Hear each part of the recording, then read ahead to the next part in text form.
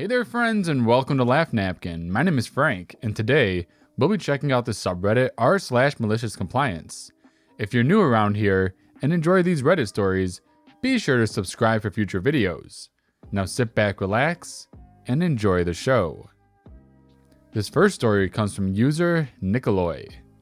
This is one of my favorite stories I have at my job.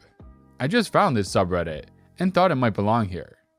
I manage a coffee/donut shop. Working at a coffee shop means you have to deal with people who haven't had their coffee yet. Some become irritable, some can't think straight. The person in this story is both. Customer: I'd like a large Americano, but no espresso. Sir, can you repeat that please? Large Americano, no espresso. I'm not sure what you want, sir.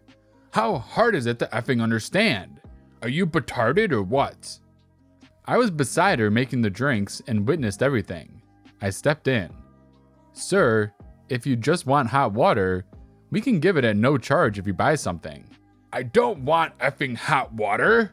Sir, an Americano is just effing do my order. How hard is it to make my gosh dang coffee? I've had my fair share of irritated/angry customers. I wouldn't be managing the place if I didn't know how to deal with them. With him, there's no point arguing. Okay, sir, I'll make it right away. Sorry for the confusion. I want 2 sugars on that. Got it.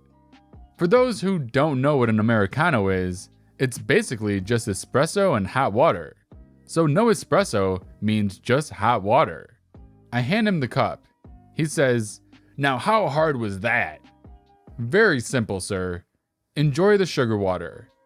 The customer gives me a confused look and walks away. You know, I just love me an Americano. In fact, they were my go-to drink for years. I see a story like this and it almost hurts to read. Like, dude, just order a coffee with sugar next time. Don't go ruining the Americano. This next story comes from user Oz. Some background and pretext information. I work at a restaurant. It's the middle of winter. The weather lately has been a mixture of hail, snow, and rain, with wind cold enough to split your lip. In walk 3 huge men. Me. Hey, how are you guys doing? The waiter in that area is just getting your table ready. In the meantime, please take a seat on the sofas. And here are some menus. If you feel like you're ready to order, you can do so with me at the till. A few minutes go by. Customer: I would like to order the platter dish, but make it extra spicy. You sure? I mean, that's pretty brave. You sure you don't want it just spicy? Bro, we eat spice all the time. We can handle it. Tell them to make it extra spicy. I make note on the receipt to have the food extra spicy, and I go about other tasks. About 30 minutes later, a customer comes up to me at the till from the small area, which approximately encompasses 4 small tables of 4, and complains that it's too cold in the area.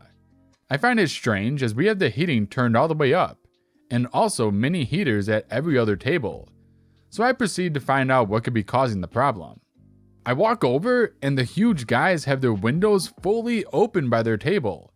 Their faces are red, they're sweating profusely, but carrying on eating nonetheless. The open window is causing freezing blasts of cold air to enter the room. I say, could you guys close the window?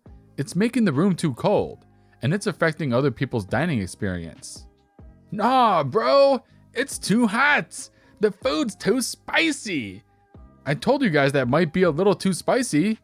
We didn't think it would be that spicy. I blank stare at the customer. The customer blank stares at me.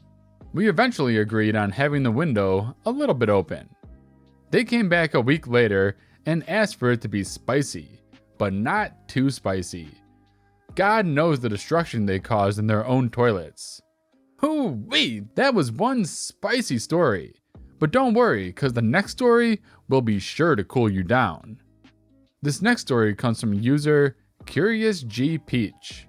So I used to be a store manager for a frozen yogurt shop that's part of a larger chain owned by a family. Not Menchie's big, but still more than a few stores. As such, I worked in a store where we had a large walk-in fridge and freezer. We also had a district manager named Jane, who was a penchant for ridiculous rules and stern punishments for even the smallest perceived infractions. Once, the power went out to the plaza I worked in, and as such, we had to turn people away because we couldn't, dispense product or take payments. I was almost fired for closing in the middle of a workday for that one. And I was shouted at in front of customers and called incompetent, even with documented proof for being unable to remain open. We also worked alone, which will be important. Anyway, you've got your picture of Jane. She was a joy and a delight. So one day I was working away before unlocking the doors and went to grab some yogurt from the freezer when the door closed behind me. I pulled the handle, nothing. Hit the plunger, nothing. Locked in the walk-in freezer in jeans and a t-shirt. I luckily had my cell phone in my pocket and was able to call a coworker to come let me out. I called Jane, obviously shaken up, and was told, "Well, don't let the door close. I'll deal with it later." Later turned into 4 months of bothering her because, a walk-in freezer that locks from the outside is very dangerous when you work alone. We found solutions to try to keep from anyone becoming stuck, including a sign on the door to never enter without a jacket and your cell phone in case it managed to fall shut. We had 5 more cases of door props slipping and staff becoming stuck. The freezer was very large and the door very heavy before Jane paid a visit to the store.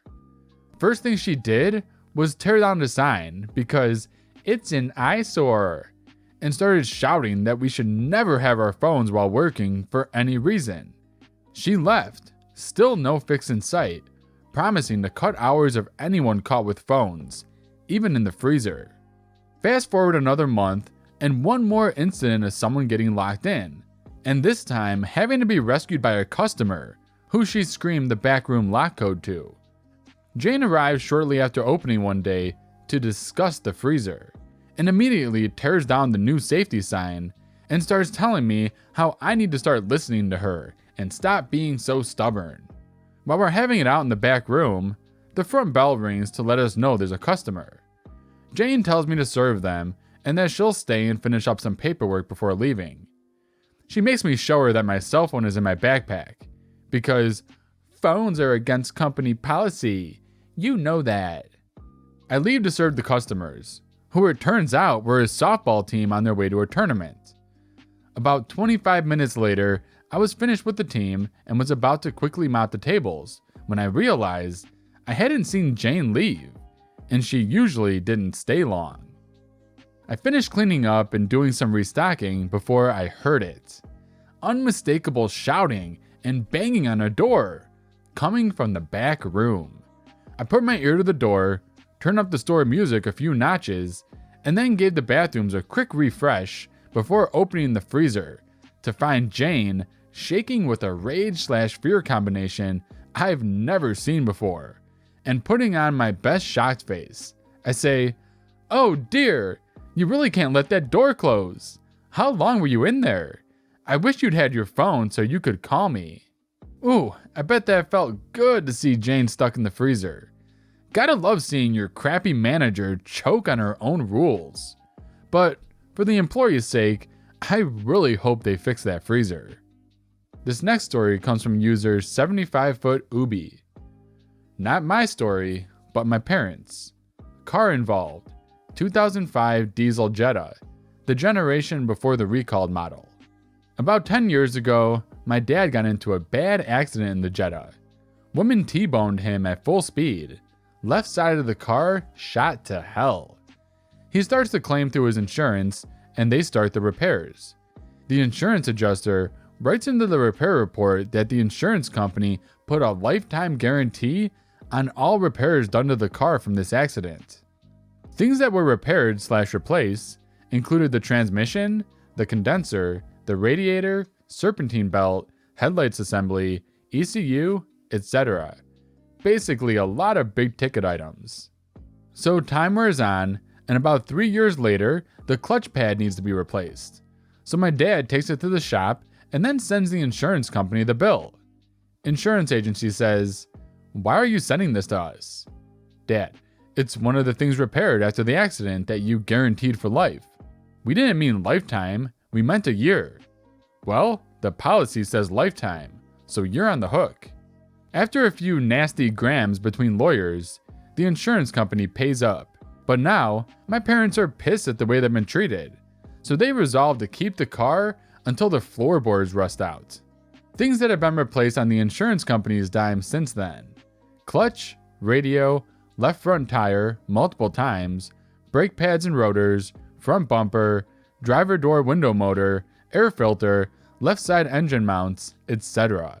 The insurance company tried to buy them out a few years ago, but my parents refused. And since no limitations were put on the repair policy, the insurance company is on the hook for as long as my parents own the car. It's a manual diesel, so it's going to live forever. Current mileage target, 500,000. This story is pure gold. Could you imagine? Paying for car repairs are probably the worst part of owning a car. In my opinion, OP's parents are doing it right by keeping the car until the floorboards rust out. And that brings us to the end of today's video. I hope you had an amazing time. And if you liked this video, hit that thumbs up. And if you don't like this video, hit that thumbs down. And if you're new to my channel and had a good time, go ahead and subscribe for future videos. And I'll see you guys in the next one.